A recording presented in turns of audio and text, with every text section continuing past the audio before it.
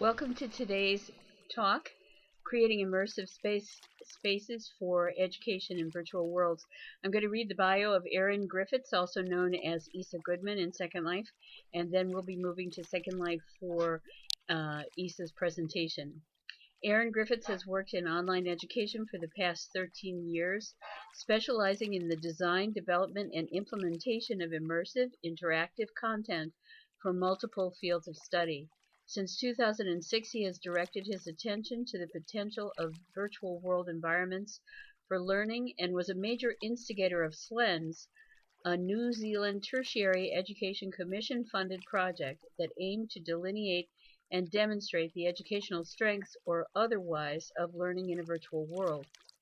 Aaron works freelance as Effectual Education Services, applying his talents as an educator, graphic designer, programmer, and 3D artist to the development of virtual world environments for education. He also co-lectures on the Nelson Marlborough Institute of Technology BIT paper, Multi-User Virtual Environments. In tandem with his freelance work, he is currently reading for an MA in Education in Virtual Worlds offered by the University of the West of England. And now we're going to Second Life to hear Issa's presentation. I'll introduce myself first for those who don't know me. I know Maggie, obviously, and Nellie. Hello. Bastian and Matrixia. And welcome to Koru. This is a sim that's been around for a long time, sort of like myself. I've been here just coming up 9 years, I think it is now, in Second Life. And all that time, or really all that time, been involved with education. I came in here as a researcher, just researching for a training manual we were creating that was talking about future technologies, and stepped through the door and never turned around and stepped out again. Literally, almost. I spend a lot of time in here.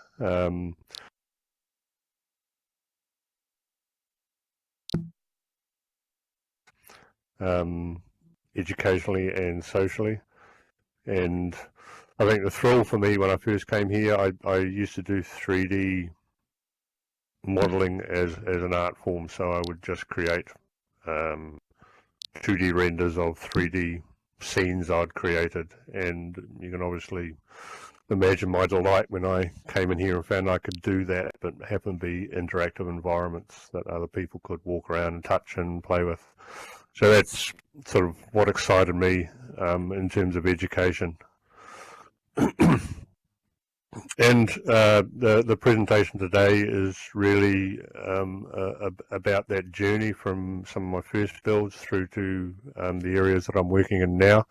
I teach in Second Life. This area that we're in right now is my classroom. I teach on a Bachelor of IT paper that looks at multi-user virtual environments. I work on a number of different research projects. That's generally what my work is working with researchers and doing my own research around education in virtual worlds. I'm also currently just writing my final paper for my Masters in Education in Virtual Worlds with the University of the West of England.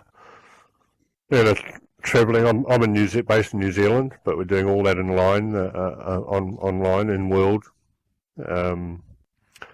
across Second Life and Open Simulator.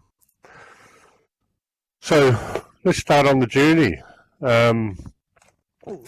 This first build that I'm going to talk about, and really it's looking at educational spaces in virtual worlds, what makes them immersive, the ideas that I have around immersive environments, so the things I've experienced or the things that I've learned is the basis of the talk, I think. And the little subtitle that I've got on the board up there, getting us there. It's really about looking at how do we sort of get students into the space, get them out of their body in a sense, and the skin bag that's using the computer, and have them be present to the environment. And so this is some of the things I've experienced and some of the lessons I've learned, I guess. So I did a lot of playing around for the first year or two in Second Life, and talking with people and getting involved with other educators, doing a little bit of learning how to program in here, learning how to build in here. And over that time, I became involved with another lecturer from New Zealand, and we were very excited about the possibilities. And at that stage, there was money around for research projects, and so we actually got a very good grant to investigate immersive environments, virtual worlds, and the relationship that they might have to education in New Zealand. And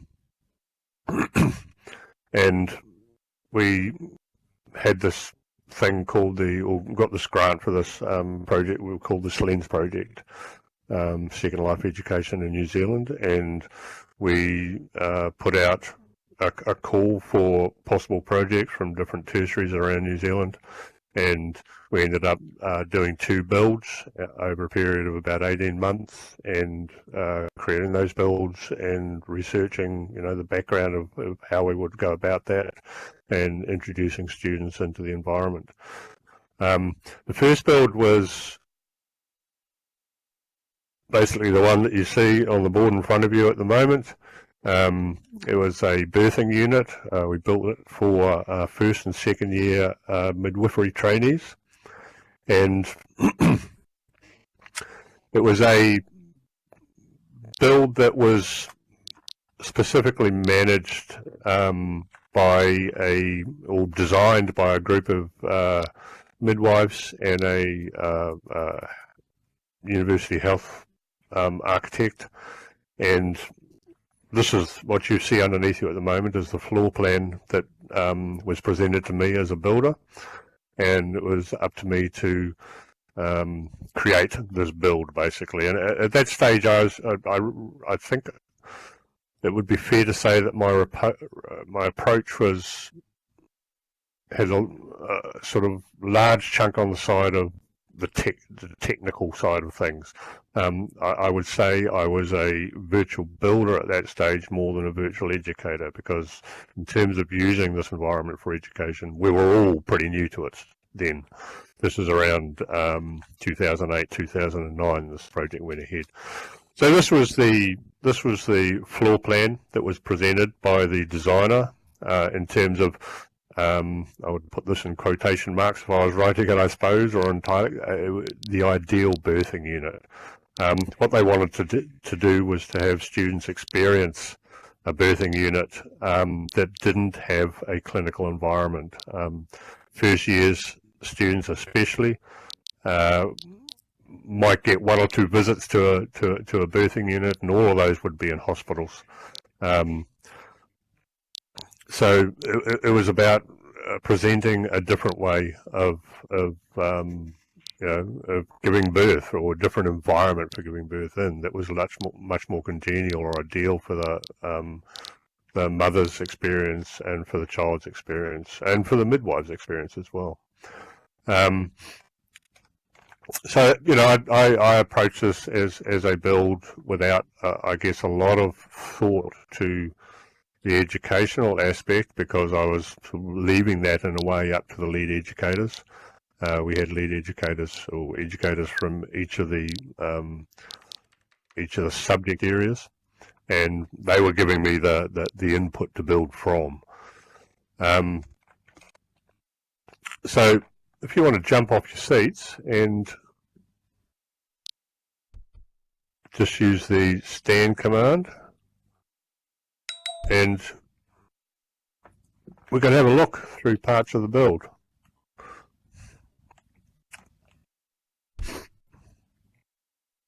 And as you can see, it just fits onto the floor plan. There was, this is just a small part of it, but this is the actual birthing room. So so we can go in and have a look at it.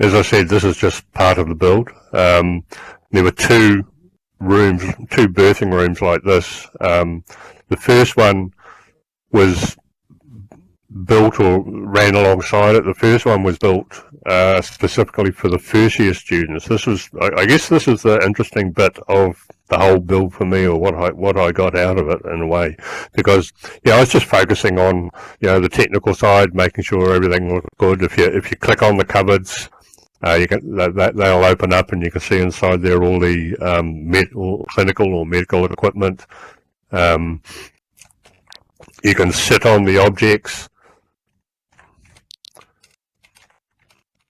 They're all different options in terms of the birthing mother.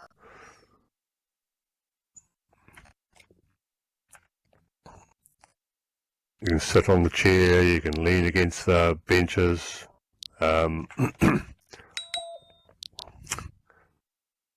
Etc. But how this worked in terms of the birth, and we could actually we went through the second year students, we went through the whole birth. They used HUDs. And the whole scenario was created where the mother would ring the birthing unit, the midwife would be here, she would take the phone call, she'd bring the mother into the unit, and they'd go through the whole birthing procedure. This was what happened in this room. A parallel room next to this was for first year students, where we had a little cube up in the corner that, when clicked, would put information around all the different aspects of the birthing room, talking about why each aspect was chosen in terms of it being an ideal birthing unit. So the interesting thing in terms of the whole build for me, that because there's technical aspects around building and things like that, making sure we had enough room for the cameras, making sure people didn't get stuck inside walls, etc., etc. The biggest thing that came out of this build for me was that the first year students came in and went through the birthing scenario. Now, it wasn't built for the first year students. The first year students were meant to just go into the other room and get the information on why this build was like it was in terms of being an ideal birthing unit. But what I think the insight for me there was that the first year students came in and did the second year students' tasks, i.e. played at being midwives, because they never got the opportunity to do that in the real world. And it introduced to me, I think, the aspect of how important play might be in these environments, and how important or how much fun it was to take on roles and play at being what you are studying to be. And that's, if there was any insight, that's the one that I would take out of this build, that really sort of focused for me on looking more at areas of role play and how one would immerse themselves into the role and the environment, and play in general as a way of teaching, or a way of settling people into learning environments. Okay, let's head back to the seats. This whole build is on this island. It's just over behind those sky screens I put up, so you can actually go and experience at some stage the whole build. But are there any questions around this build while we're in it? Because from here we move on to something completely different.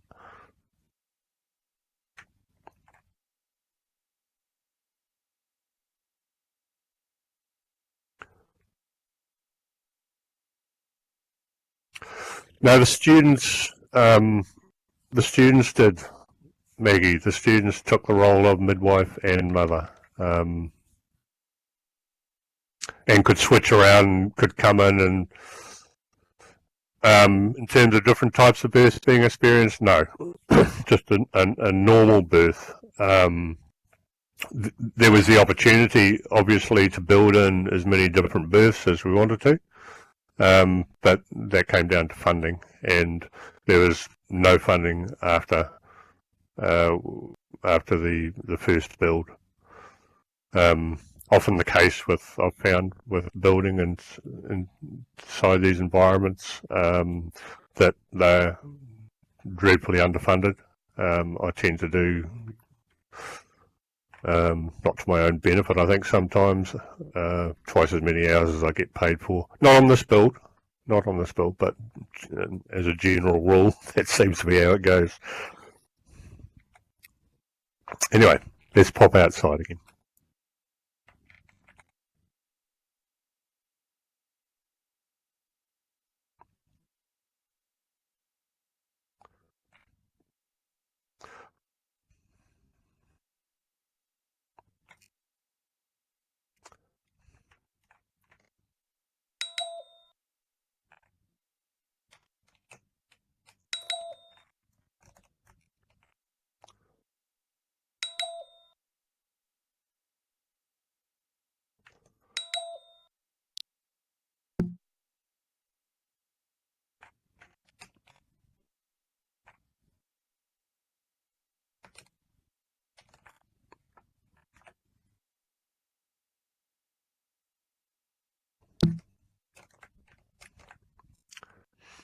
And I guess the thing there for me was about, one of the things that I'd been doing, I suppose, when I was building in 3D, because as I said, I did it as an art form, was trying to get photorealism, and I guess that's what that build was about in some ways, trying to make it look as good as it could look within the limited hours that we had to build it, and with the limited tools at that time. This was pre-mesh, obviously, and almost pre-sculpty. Sculpties were coming in at the end of the build, and so we did use some sculpties in there, but really it was a basic prim build. There were some sculpts in there, Maggie, but it was very early days with those, so there wasn't a huge range. And yeah, prims are great. They work for a long time, but we move on from that, obviously. The next build that I wanted to look, whoops, that's not the right one. The next build that I wanted to look at was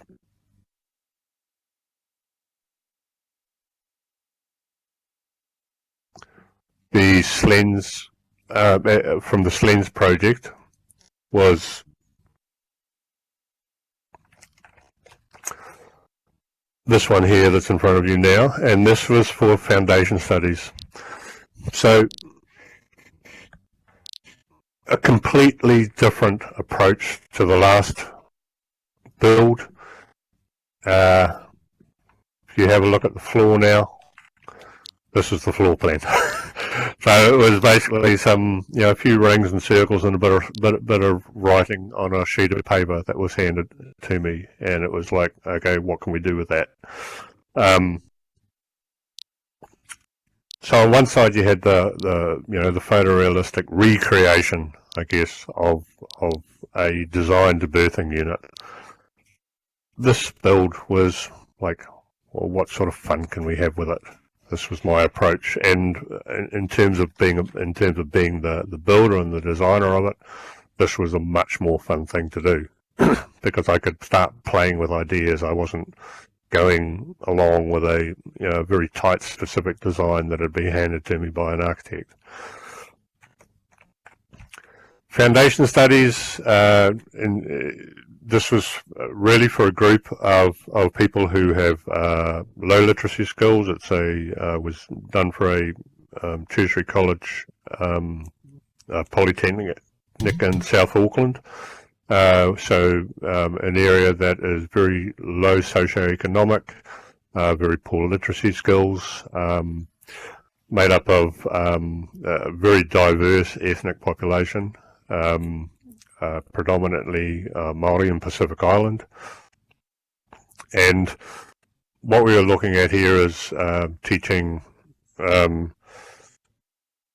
people how to go about preparing for an interview and creating a CV and dressing for a job, etc. My throat may get a little croaky over the presentation because I'm just coming off the back end of quite a bad cold. So you have to excuse the occasional cough and that comes up, and if I go silent it's because I'm turning the mic off to cough. So excuse me. So let's have a look at this build. This one, as I said, was about teaching how to go about an interview. So, yeah, choosing the outfit, dressing up, writing your CV, and we actually had sort of a holodeck type of experience where people could go in and do different interviews in different job places, like you know, a teaching assistant, police force, the local garage, the local pizza shop, things like that. So let's bring this build up.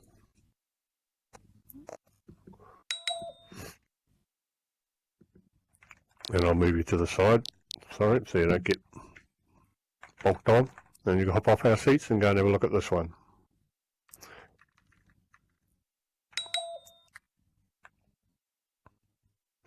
So come and experience this. You have to jump off your seats again and walk around.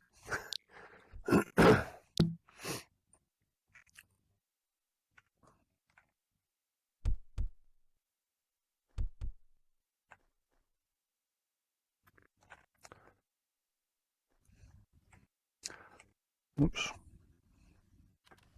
Jumping for joy there. So in here we have what we've called the holodeck, and it's used to create scenes or res scenes for people, for the students. So when we're looking at the first area that we're talking about,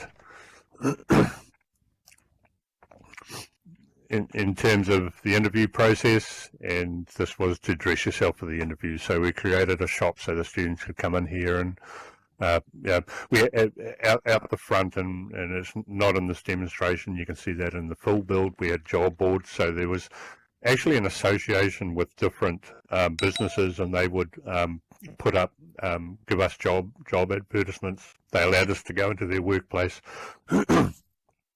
and take photographs of their workplace so that we could build small environments that the students could use to do their interviewing in. So in terms of the shop, the students would look up a job, and then, you know, as a group, there was group practice in here and individual practice that they could do, but as a group they could come in and they could play around with dressing for that particular interview using the shop. So for me, it was looking at that element that was in the birthing unit of play, and that you know was a discovery for me, I guess, and bringing play, or this, you know, making this more a gamey environment. The students that were in here, it was more appropriate for them in terms of, you know, a lot of them did play games, had games on their phones. What games there were on phones at that time, were gamers, were that age group. So we wanted to, and it was interactive, so people could come in and touch things and do things and dress themselves up and have a bit of fun. And that was I think what I discovered in the other build was that the students that came in and played through the roles of the midwife, the first year students, what they were doing was they were playing and having fun. And so it was about bringing those elements into this build more. If you just want to come out to sort of where I am,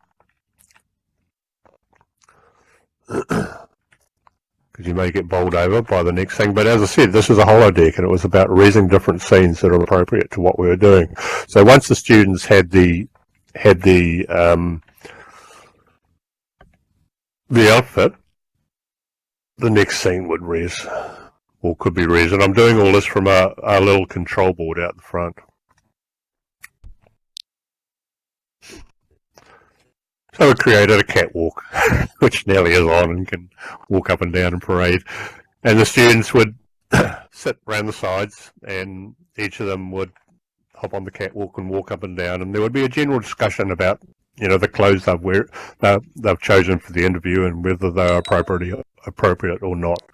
And so just, again, having some fun with what they were doing, as opposed to just, sitting in their classroom and having a discussion. They could actually sit in here and, move around, and again, that fun aspect.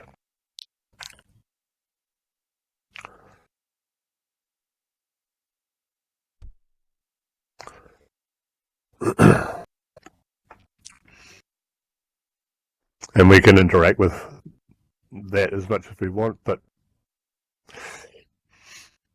yeah, Maggie, it was about that was the thing, is I wanted to keep the build in one place. We could have made them all individual builds and spread them all over the place, and have people move around. But this, again, the idea of playing with the console and being able to change scenes, again, which is bringing another element in. And it's something that happens a lot through my work these days, is using this holodeck idea, resing scenes into a space as and when needed, as opposed to having to have them out all the time. Excuse me, just going to blow my nose.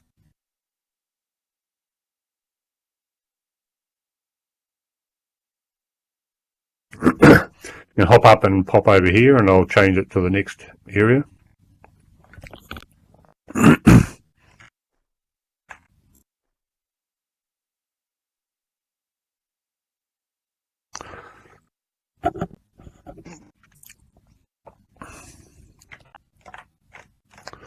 So in this scene, it's about once you've dressed, and then they're sitting around as a group and they conduct interviews. So a couple of students can sit up there as the interviewees, and someone can take the place of the interviewer, and the students sit around and they can conduct an interview and discuss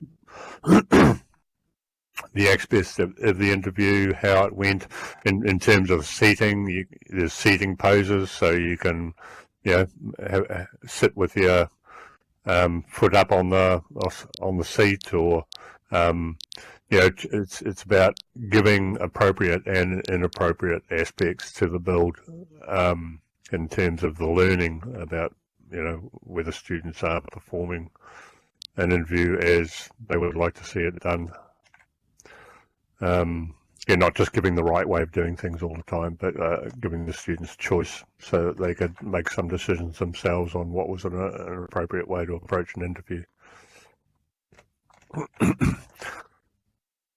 One of the things that I don't demonstrate in this particular build, but in this presentation, but you can see that if you go to the actual build itself, is we then had an area that students could go to that would res scenes up in the sky, so they could actually go up there, a couple of students, and practice their interview skills. And they were set far enough apart so that they could use voice. And we actually had an association with, as I mentioned before, people from the bank, people from the local Hell's Pizza, people from the local school. That, as I mentioned, allowed us to see their environments and to use some of the information. People from the local police station. We could use photographs from their work environments to create an interview of the interview office from their area of employment, and then they would send in at times someone from their staff who would sit there and do practice interviews with the students as well. So it was not just about the school and the students themselves, but partnering in with the workplace as well. And those were outside, so people go in and actually pick which area they wanted to interview in, and that would actually raise up way up in the sky, and they could sit in that and try things out. And at the end, in their final assessments, that's where they did their final assessments too, in those small areas. So one of the interesting things around there's a paper or a few papers been written on the end results, but of the 10 cohorts that went through the foundation studies in that particular year, 4 of the cohorts came through this build, and to a single person, every one of them passed their assessments at a higher grade than all the people that went through the other 6 who didn't use this environment. I think there was about 15 students per cohort, and this is still used. This build has been used every year since by the same tertiary. So, well, 15 students per cohort, so that's 60 students going through that, and that's an average. And then there's probably about 30 or 40 students go through every year now. Whereas the birthing unit, after the first year's trials, that has not been used since by the people in it, by the colleges. Different issues. One of the main ones for me, I think, was probably the educator. The educator was, yes, all the colleges were in New Zealand, Nellie. The educator was focused more on, she didn't believe it would work. That was one of the things that I found out at the end of it all. And she was focused more on her own advancement as a person using future style technologies rather than the students themselves. So I think that showed in the final result. She got to talk at a lot of conferences out of all the work that everyone did on that project. Anyway, shall we move on? This one I think was, for me, it was a fun one to do. It was it brought in that aspect for me of the holodeck, of changing scenes, of being able to not have to have a huge sim to build on. You could have a small space and do a lot in a small space because you could switch things around. And that, again, that aspect of play is very important. I think the one thing here that I find now that I interact with this build is it's too quiet. And that's one of the things I started working on later on, is working with sound. But this build is just a little bit too quiet for me. When you interact with it, if you're by yourself, nothing happens. I think I'd like to put some bells and whistles literally in here to give it a bit of a fun feel.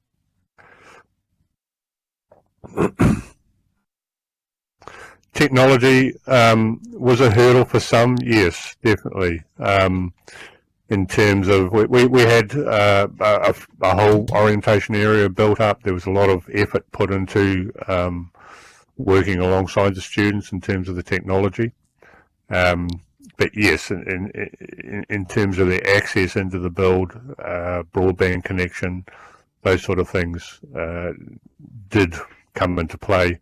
And again, it's one of the reasons that I was looking at the holodeck idea, so that there's minimal prim resing involved. You don't have to sort of res in have half a dozen builds around you, and you're dealing with all the data from that. So, little bites, I guess, of broadband when a scene was resed. And for the students, it was the midwifery students, I guess, were the less or the more technology challenged. in terms of interacting with the environment, because a lot of the students for this build already been gamers. You know, they knew how to walk around, they knew how to click in things, they knew how to jump up and down, they knew how to, you know, use sound. They understood text and IMs and all that sort of area. Okay. Yeah, the idea for the colours and that is it's very New Zealand. The swirly, bluey, whitey, blacky stuff, that's what you call abalone, we call it pawa. That's pawa shell, and very New Zealand. And the greens, and the build itself is surrounded by has plantings around it, the actual build. So it's got kauri trees and you know, panga ferns and nikau palms and, you know, all New Zealand native plants, so making the build familiar. Oh yeah, let's pop outside again.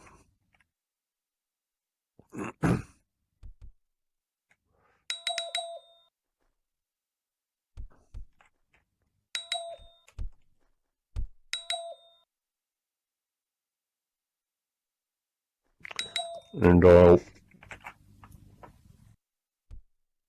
remove that build.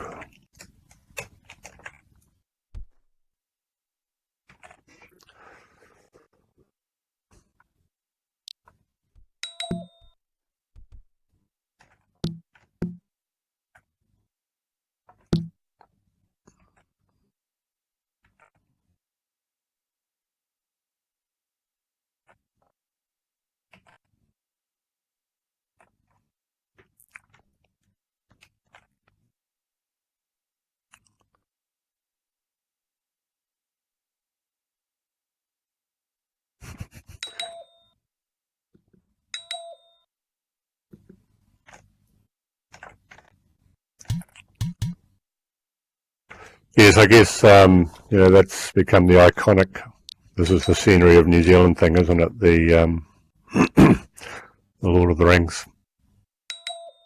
Why they chose to do it here, I guess, because of the scenery.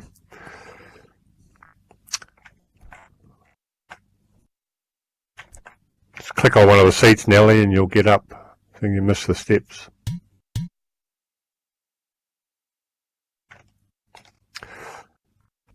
Moving on to the next build. And this one, what do I say about this one?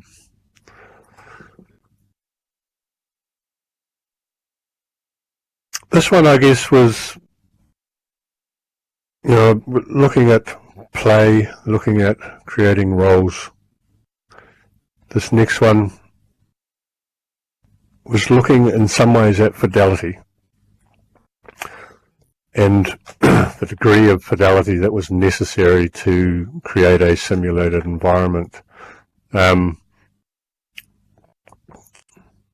have to go up in the air for this one, but I'll say a little bit about it before we head up there.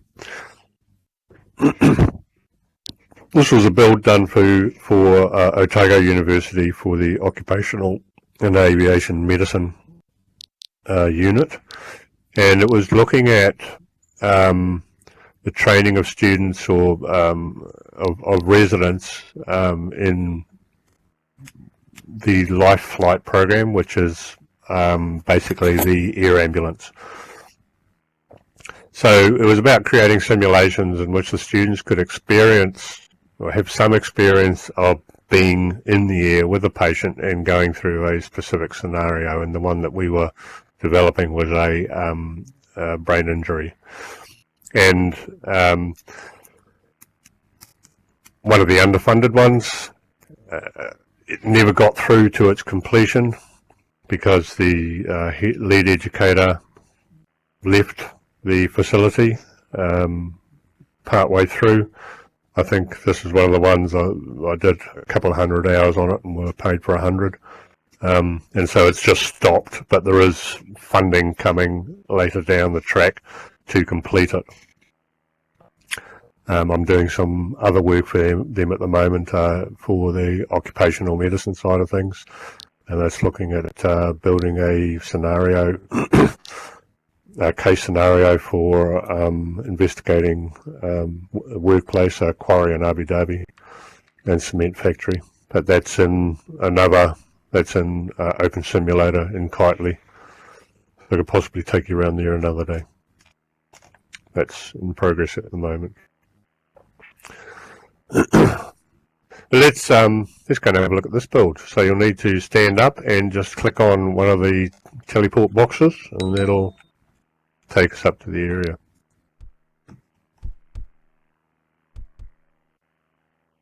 So just click on one of these boxes in front of us.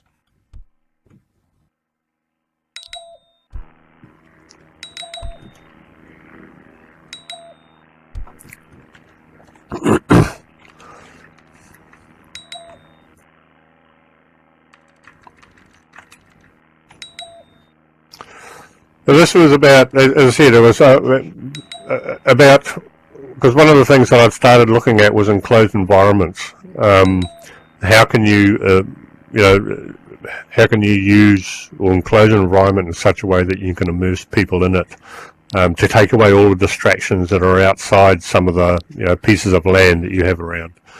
And this is where I started working on some of those aspects. The other one was looking at fidelity and what degree of fidelity is required to immerse people. So in this one again, and often in these situations we're working in a limited budget. These are sort of left of field research projects that don't attract a lot of funding at the moment. So for me, in this particular build, it was that the plane wasn't necessary in some ways. What we needed was the inside of the plane. The outside of the plane is just there to give the idea. But when you're in the scenario, you're actually sitting in the plane itself. And you can do that. You see the two little balls just over here. If someone wants to click on those, you can actually sit yourself into the doctor's seat and the nurse's seat. And then if you can take your cam into the cylinder itself, then you can get that feeling of actually being in the plane and sitting in the plane and looking out the windows and seeing the sky go past and hearing the sound of the engines. And again, in terms of fidelity, there was no need to create all the front of the plane and all of the back of the plane and the inside. What I could do easily enough was just use an image of that.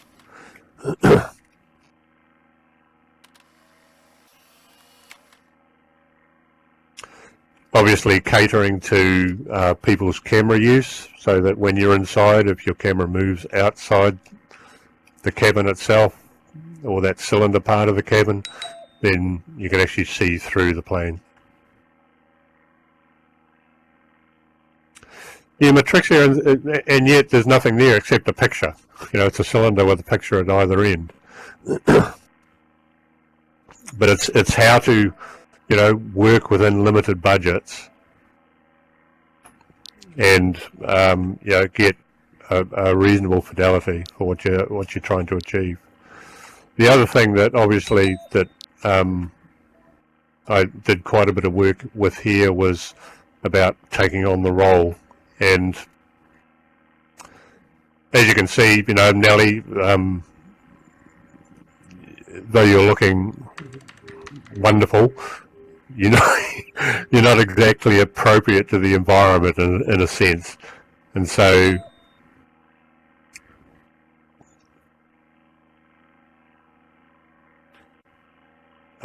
if you now look at me and the costuming that I have for this build, you can see that from my point of view as a student, I feel as though I belong in this environment because I'm now dressed for the role. And that's a lot of the work I'm doing now is about that sense of being, that sense of self-presence, and how dressing for a role, and in the same way that you sit, or same way that an actor will sit in front of the makeup mirror and slowly put on those layers, and go through the process of taking on the role. That's some of the work that I'm doing now, is looking at those aspects of dressing for a role.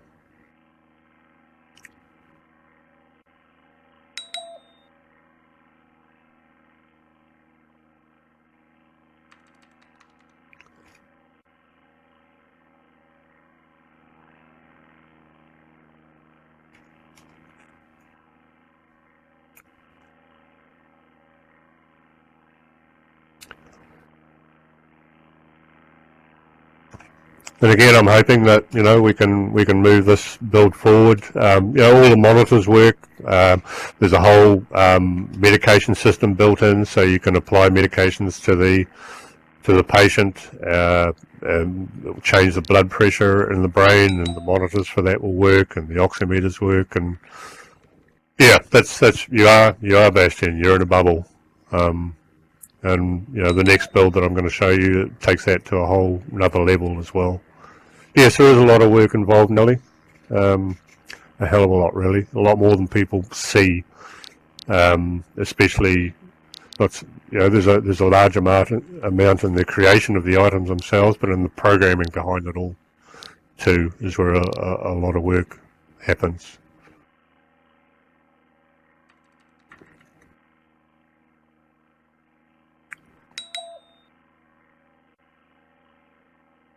Keeps mine working, that's for sure.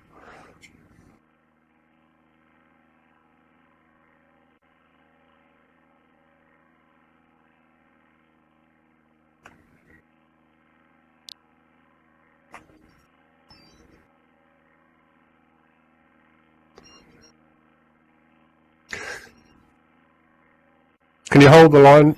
Just hold on there a minute, please.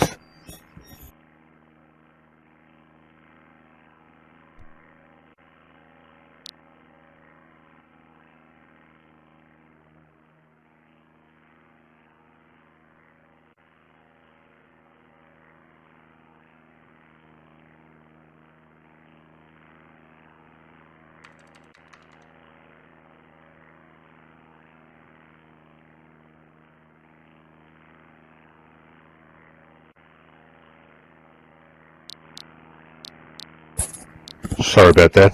It's one of the problems of working at home. People bang on the door.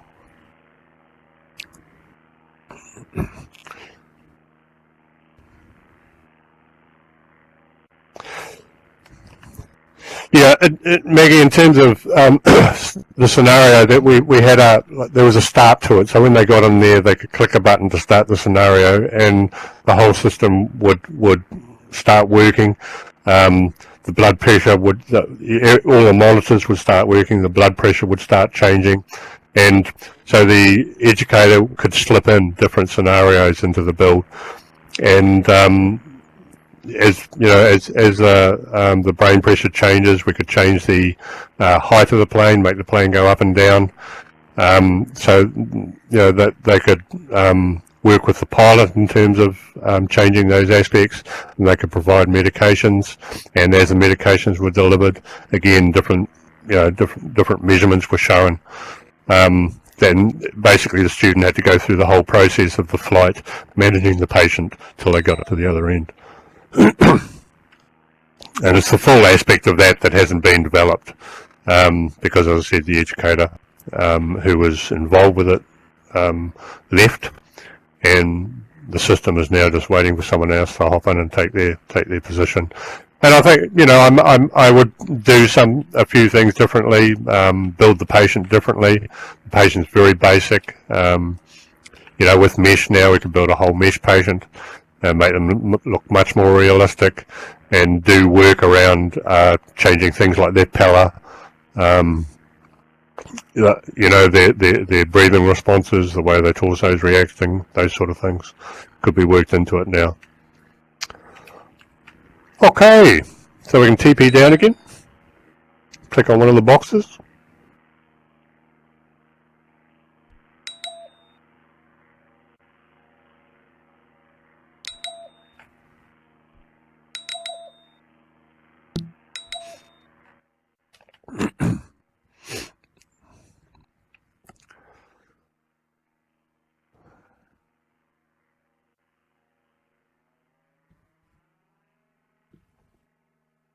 And I'll get rid of that build.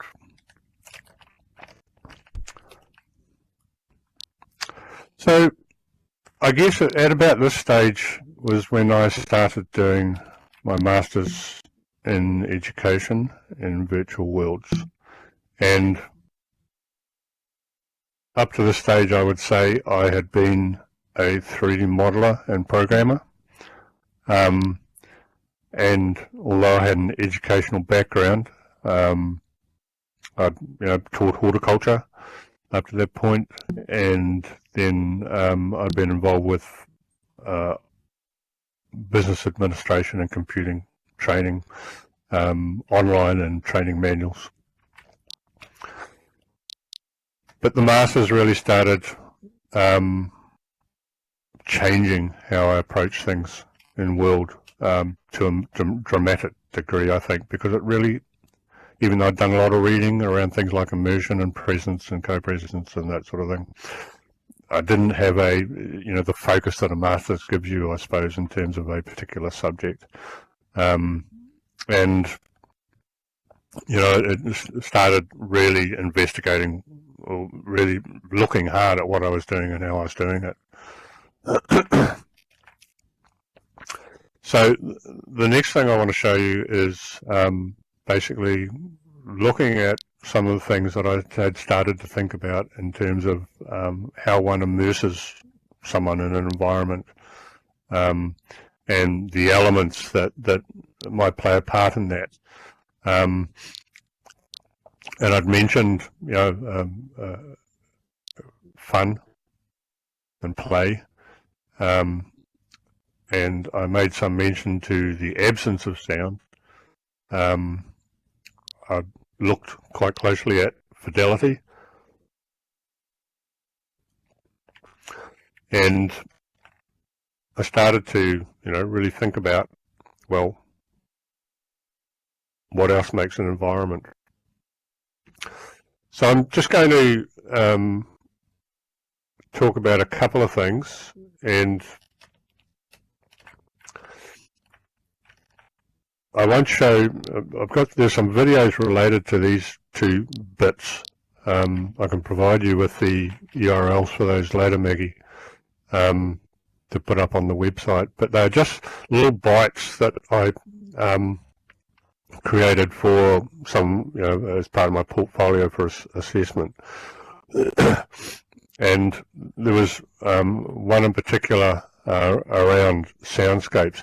Actually, if you give me a minute, I'll give you the URLs now, if that works, and I'll just pop them on the screen. And they're only these sound bites are only a few, like a minute and a bit long, but visually you probably see better what I'm getting at. This first one was looking at a particular build that was a favourite of mine, but one of the things that was really missing in it was sound. Well, they're two favourites of mine. Okay, I'm popping these up in chat, and if you click on them, they're just YouTube videos, and they'll open in your browser. So I'll pop this first one up.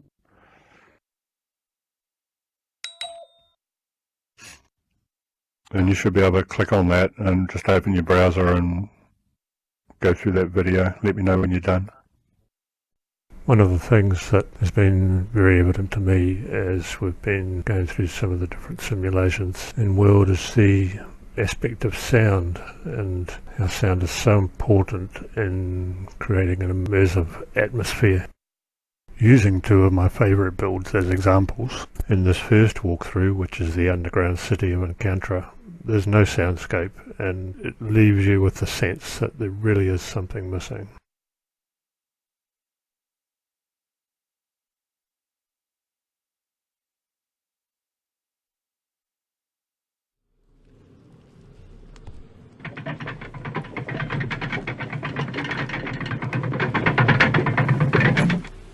This next walkthrough through the underground city of Zes Uni, however, has a wonderful soundscape, and it really is evidence of how sound can immerse you in the environment.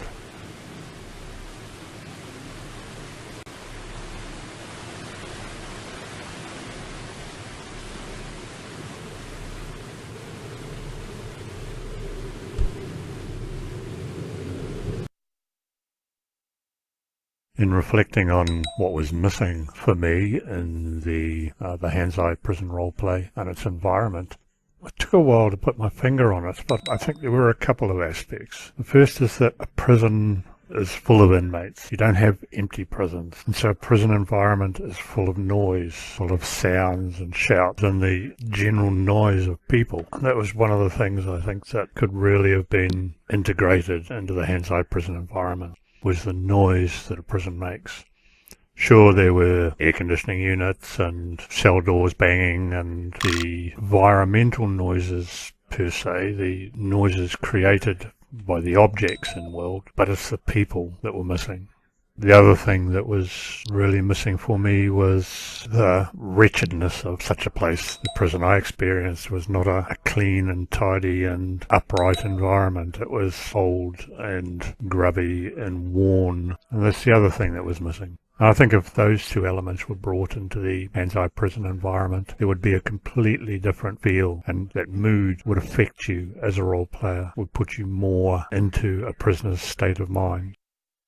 Yeah, so, and I just wanted to, those two things that sort of came up for me was, you know, what makes a place feel real, what makes a place feel immersive.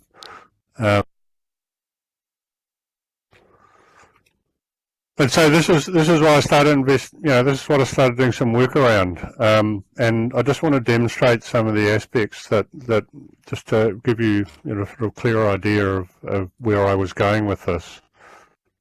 So I've sort of created a demonstration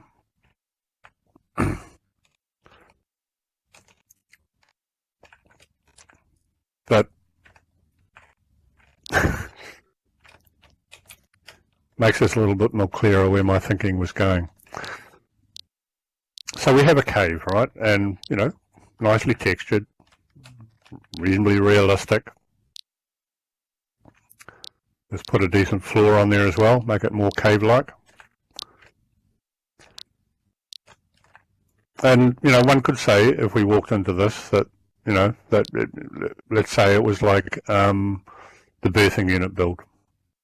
Photorealistic. Looks like a cave, looks like rocks, looks like a cave floor. Let's put a few items in here as well.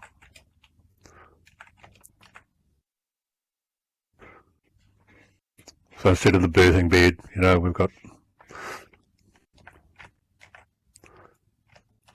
some symbolistic type thing in the centre and candelabras around. And it has a certain feel about it. But come inside, right? Come inside the cave if you can turn around and grab a seat.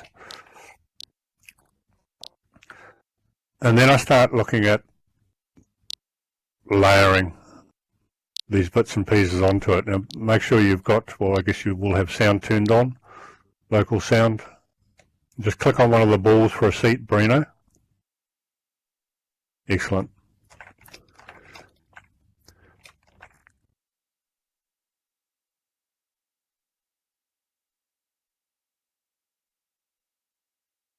I suggest add to the immersive experience. So now we've got a little bit of life in terms of the flames, the candle flames. You'll need particle systems working. If you don't see the flames, then I can tell you how to turn the particle systems on. If you do see the flames, all good. One of the things that we struggle with a little in Second Life is, especially for people who don't have really fast computers and can't turn on the advanced lighting system, which will give you shadows. But one of the things that happens without that system is when you go underground, as in a cave, you don't experience shadow with outsiders midday. So again, it was about adding those elements, adding atmosphere, I guess.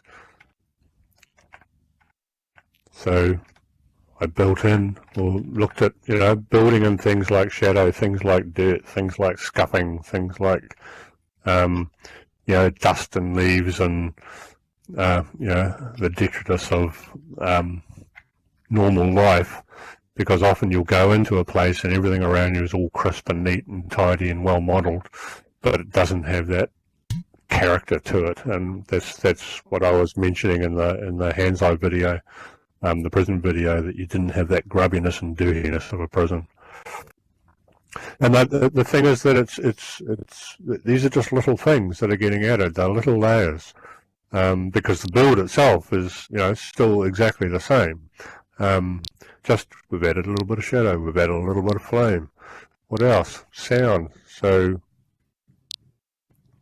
we turn on the sound, and that's another layer. And so now you can hear the flickering of a flame, and it's like all these aspects are bringing you more into the scene than out of the skin bag that's sitting in the chair. And it's particularly in terms of having people present to in-world. These are all aspects that I feel are incredibly important in terms of engaging people in an educational space. Then of course, we're in a magical cave, so we can create a little bit of spooky effect.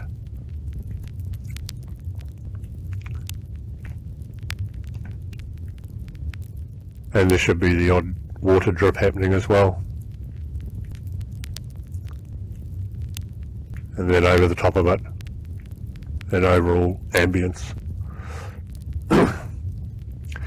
Yeah, interesting, Maggie. The talk of Oculus Rift, there's a lot of talk on, this is neat, and Oculus Rift and where we're going next, and yes, that's where the technology's going next.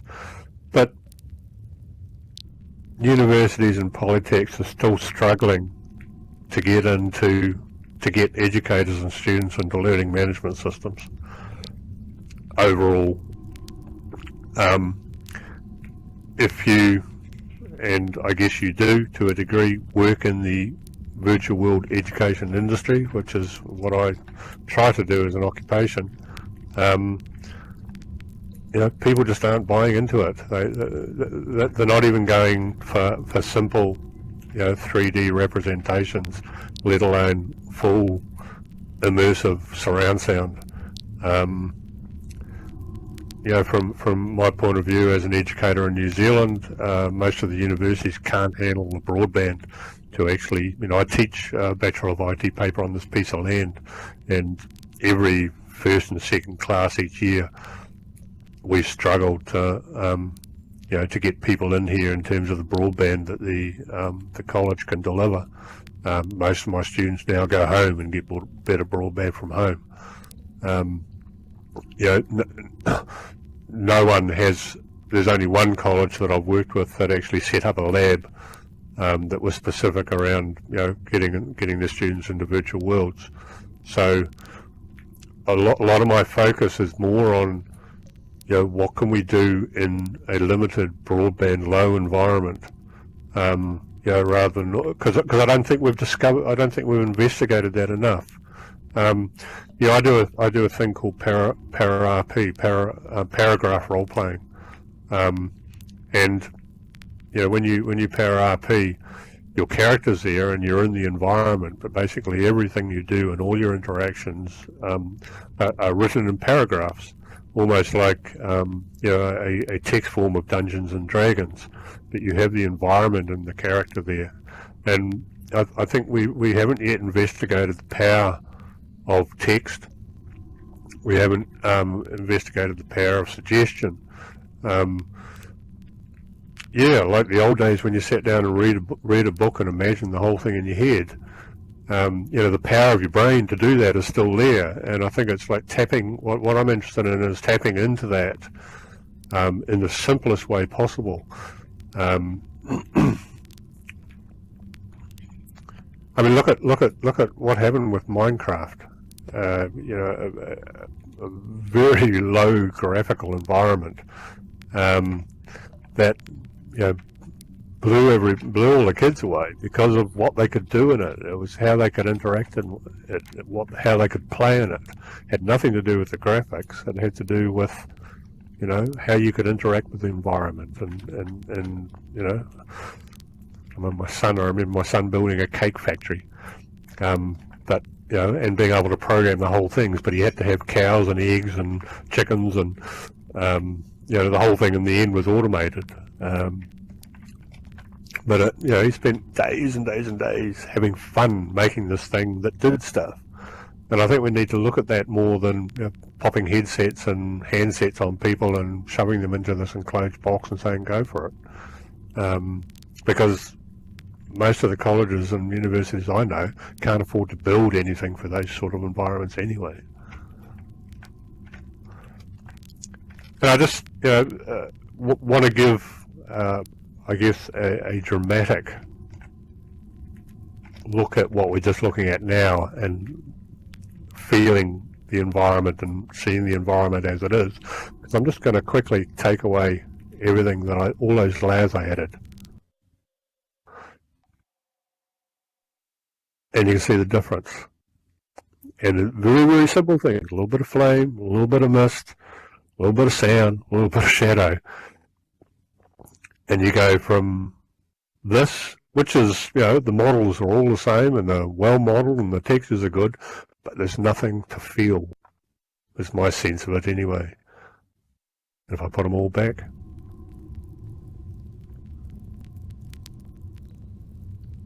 you get the change.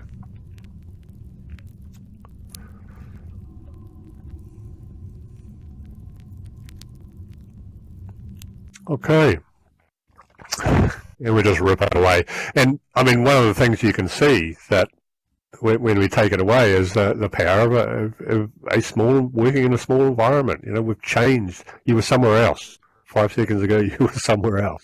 You were actually, well, I would say, I'm going to say it about myself, I was somewhere else. I was there in that cave. But with the click of the button, we can be somewhere else again.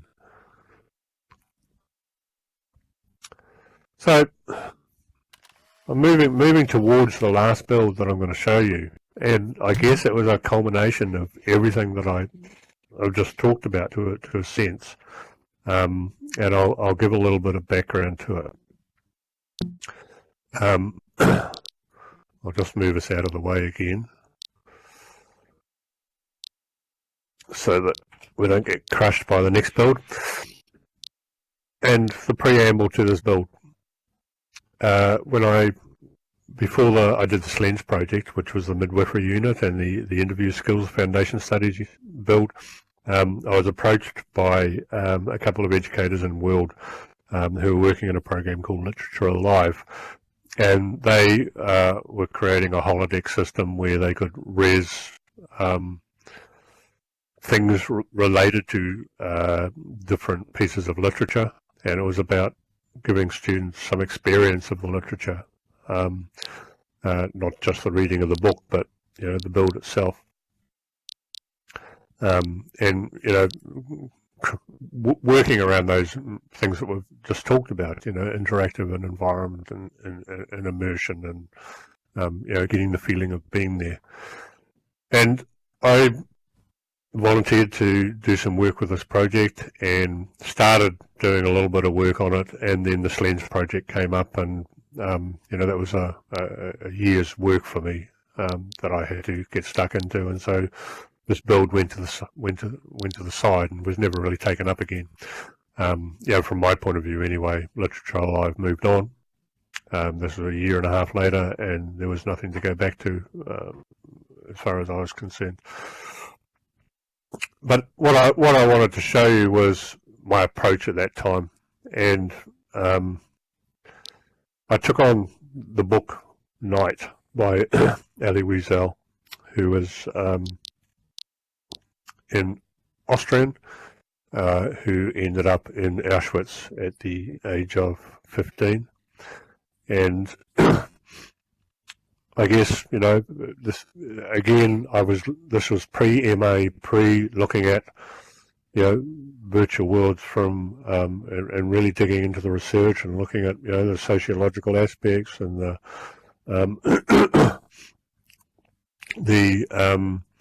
you know, philosophical aspects. And, you know, as I said, there's been this huge conversation go on for me that's changed things a hell of a lot. So this is where I was going when I started developing that project, was, you know, to try and recreate Auschwitz. So it was just, you know, I was more, I guess, a modeler and a technical person. So, you know, what for me, what is there to do but to rebuild part of Auschwitz and have people, you know, move through it and interact with it and create something in that sense. And so this is where I got to. This is where I started. I'm glad that, you know, I had the intervening years and the EMA to take a completely different approach. And that's what I want to introduce to you now. Now, could you please just, there's a little bit of preamble, so we can hop off our seats, and I will delete this build and bring in the build that I actually created. Now, as I said, a little bit of preamble to this. This was built for part of my EMA. There was a building and scripting paper, and we were given a limitation of an area 20 metres by 20 metres by 20 metres to build in. Which, you know, at the beginning for me was a huge disappointment, because I had these grandiose plans of recreating that build that I'd, you know, started to show you, and needing a large area to do it in. But in some ways that restriction was a godsend to me, because it really had me think about space and what was needed, and, you know, bringing those aspects of fidelity and, in some ways, not so much play in this one, but, you know, atmosphere and sound and how powerful those things can be to immerse you in an environment. And for me, it was about creating a discussion space which students could go into, in which parts of the book, parts of the experience of the book were brought to the fore and, you know, highlighted as discussion topics. It's an unfinished build in a way, and I want to talk a little bit to it. You walk into, it's about an experience. So when you walk into the build, you have an experience. Halfway through the build, there's a stopping point where the students were to sit down and discuss what had happened to that point, or you know, what they felt to that point. Then the experience continues, and you go and you get to the end of it, and at the end of it there was to be another place where you sit and discuss. In retrospect, in hindsight, looking back, reflecting on this build, I would take out the middle stopping point, have the whole experience happen, and at the end you would sit and discuss how you felt, basically, or you know, what the experience did for you, or did to you. There's a little bit of people management. When we get to that centre stopping point, we do have to sit down on the seats that are provided.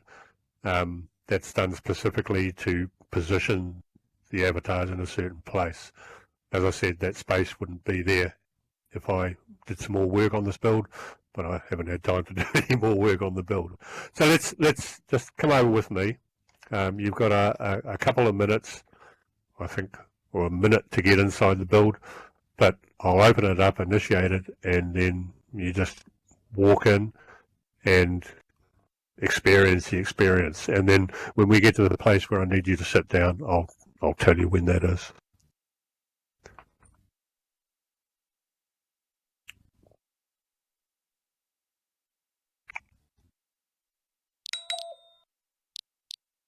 Okay, in we go.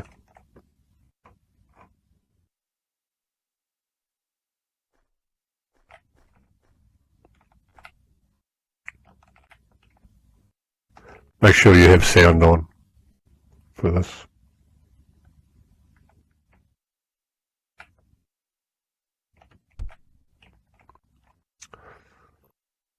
And then I'll just shut up now and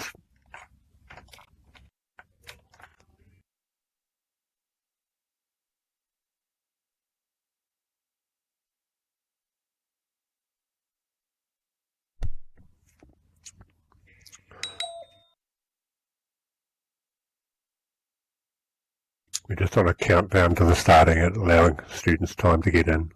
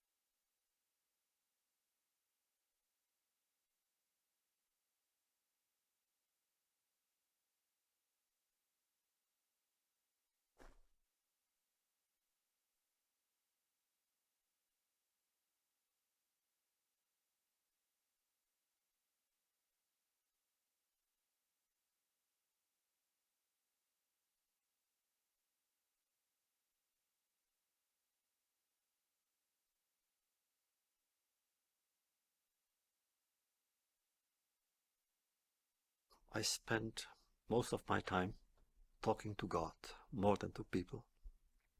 He was my partner, my friend, my teacher, my king, my sovereign, and I was so crazily religious that nothing else mattered.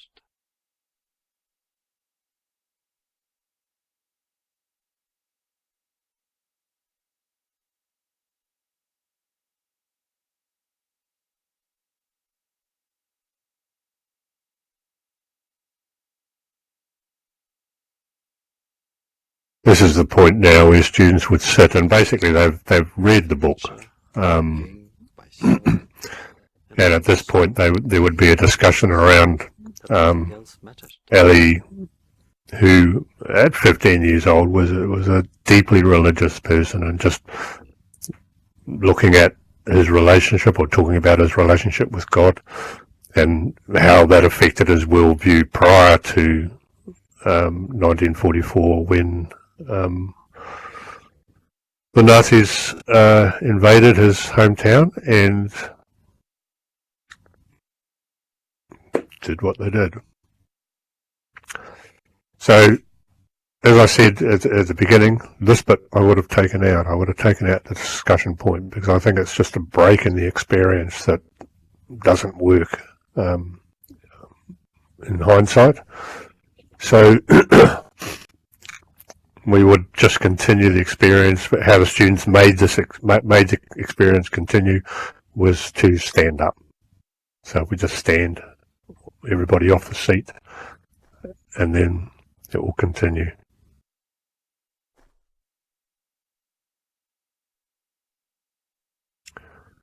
But you know, you will have to stand. It's only when everybody stands up that the thing is triggered.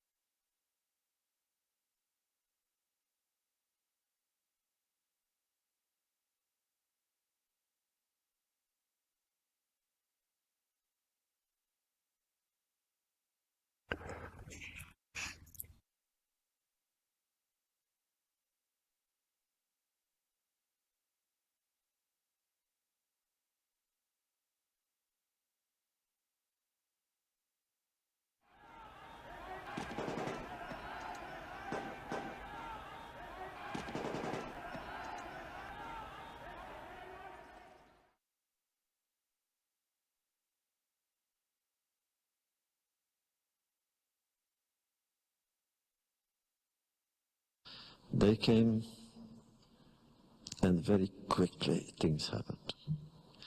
Between Passover and Shavuot, 7 weeks, the ghetto was created, transports began, and the entire city, they were from 12 to 15,000 Jews, was sent to Auschwitz.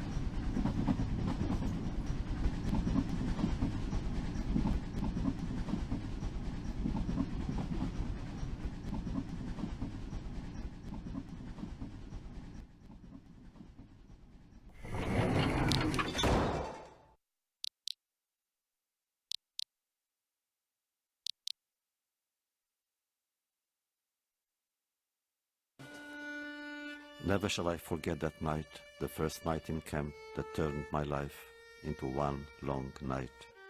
Never shall I forget the small faces of the children whose bodies I saw transformed into smoke under a silent sky. Never shall I forget those flames that consumed my faith forever, those moments that murdered my God and my soul and turned my dreams to ashes. Never.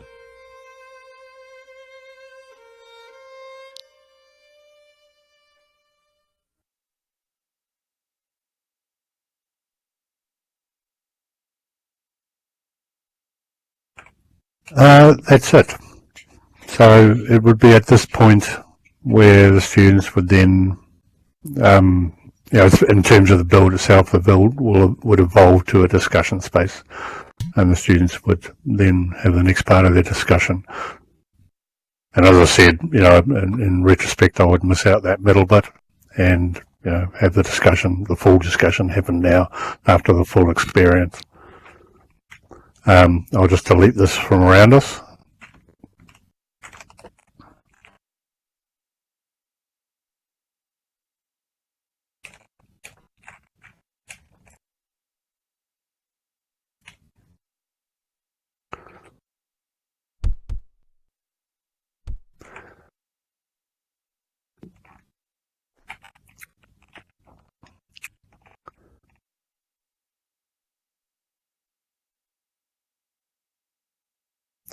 Yeah, and that's the thing, Maggie. And in some ways, it was that first bit. It was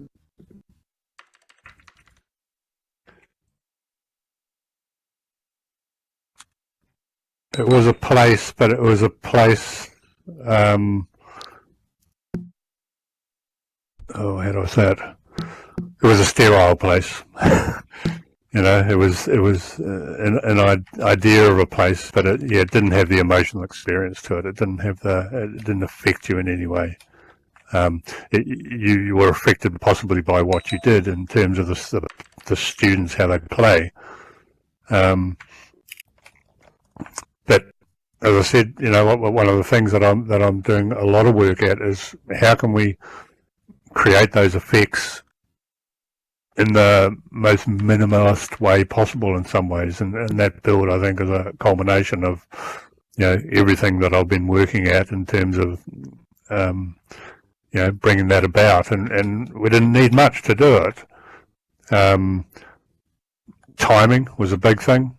and just pulling out particular elements that could have you feel certain ways. I was very lucky in terms of the narratives. That was actually Elie Wiesel. There's not a hell of a lot of narratives from him out on the web in terms of the book itself, for the little bits that I wanted to capture, or any quotes from the book. But I was very lucky to find those three bits actually. That so it was him evoking that experience as well. And in some ways, it's a downer end to the presentation. I've been meaning to do some work on this, bringing some of the, because I take that idea now, that idea of enclosed environments, and I've done a lot of work with that now. And in Open Simulator, in Kitely, I've built, we've done a project around literacy for tertiary students. Yeah, I mean, a completely different experience, Maggie, to the the old build that I showed you at the beginning. It's just not the same thing. One's an experience. One's trying to do a photo realistic recreation of something, which you can't do in some ways. You can't make it the same. And I think that little box is only 20 by 20 by 20, but I think it gives a much better experience than any walkthrough could do. I think the only thing that would be better in some ways is actually going to the actual place itself, because then you would really feel it. And I've moved this into a game type environment now. So I tried to get together some of the bits of that I have to sort of export from Open Simulator and bring into here, but just ran out of time because I'm writing my final paper for my MA at the moment, and that's taking up a lot of my time. But that uses the same sort of things. That uses the the box, and it's a very New Zealand environment. There's if you go to my blog, I'll pop up this image. If you click on that, there's some stuff there. It'll there'll be a no card with a URL out to my blog.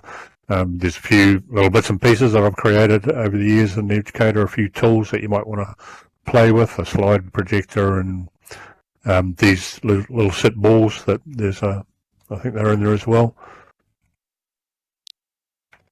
But there's there's the paper that I wrote around the night build that that went with the build in terms of my assessment. There's papers there that are on sociology. There's basically my sociological journey through Second Life.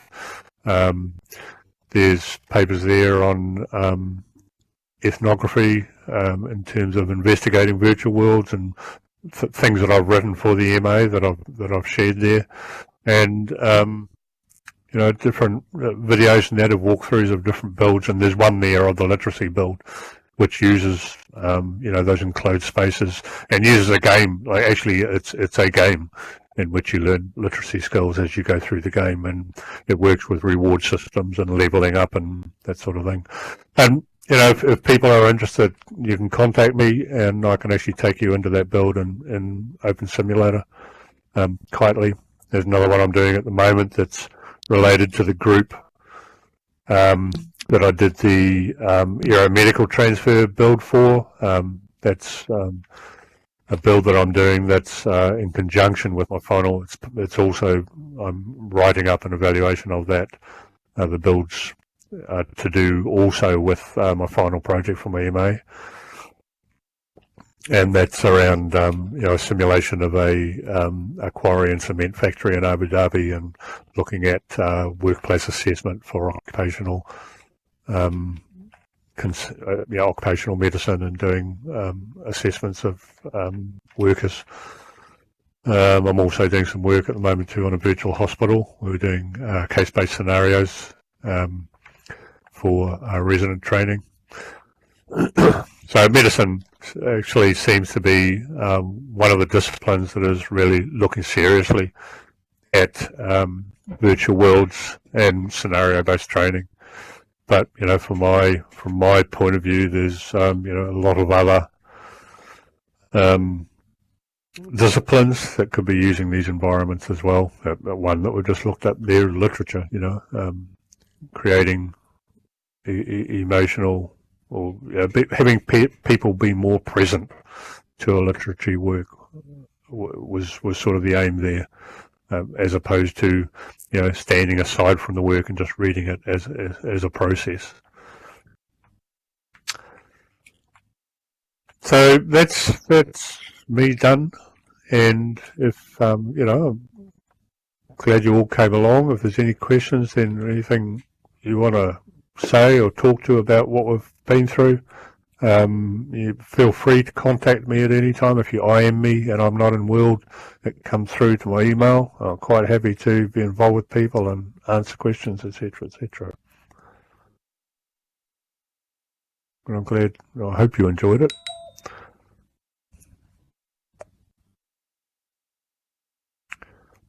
And yeah, it's a continuing journey for sure.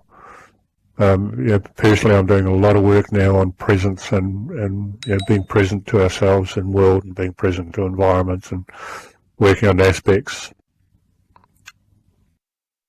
and how we, addressing those things, especially with students who, often we've got students who are just coming in for that particular project, so it's getting them up to speed quickly. I'm doing quite a bit of work on the occupational medicine one that I'm working at the moment in terms of dressing people and having that be an easy process so that they can assume roles, because obviously we're having the students visit quarries and look at the different aspects in terms of dust and heat and vibration in the diggers and hearing aspects and having to calculate noise exposure, but wanting them also to choose appropriate outfits and making that really easy for them so they don't have to learn too much about inventory and putting clothes on the programming side of it can handle that for them, so they can just go to a board and choose the bits they want and click on a button and they're dressed. Of teleporting people around. I'm using HUDs a lot now, and you'll see it if you go to my blog and look at the literacy video. Also got a discussion post on actual using HUDs and how they affect the immersive environment, the immersive experience, and some of the resistances to HUDs that I've found out there from educators. HUDs being heads-up displays that pop up on your screen. So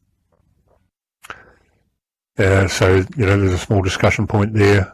So there's, as I said, the blog covers a lot of the areas that I'm interested in. And actually, I'll pop that up in chat too, in case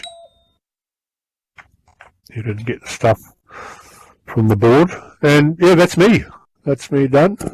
I'm really glad that you came along. I'm glad my voice lasted. It's just about died on its feet.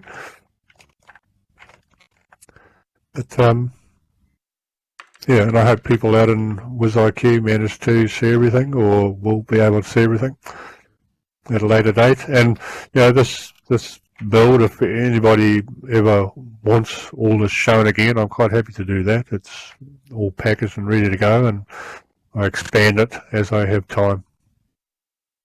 Thank you for coming.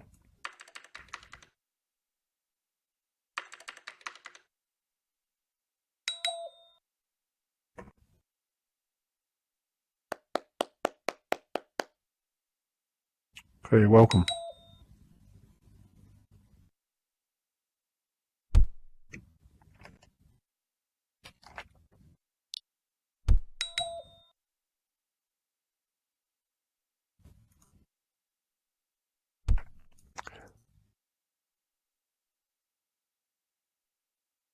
As you can see, as I take the screens down, that those builds, a couple of the builds we talked about are there. So you can, if you want to landmark this place, you can always go and look at the full builds later on.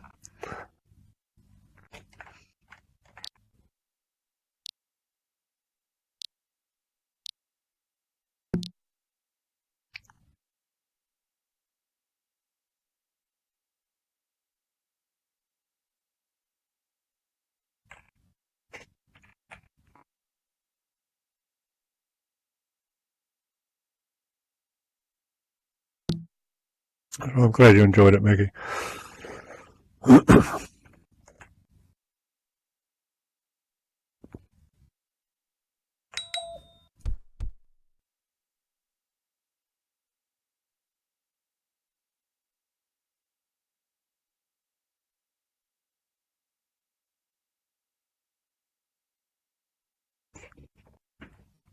Okay,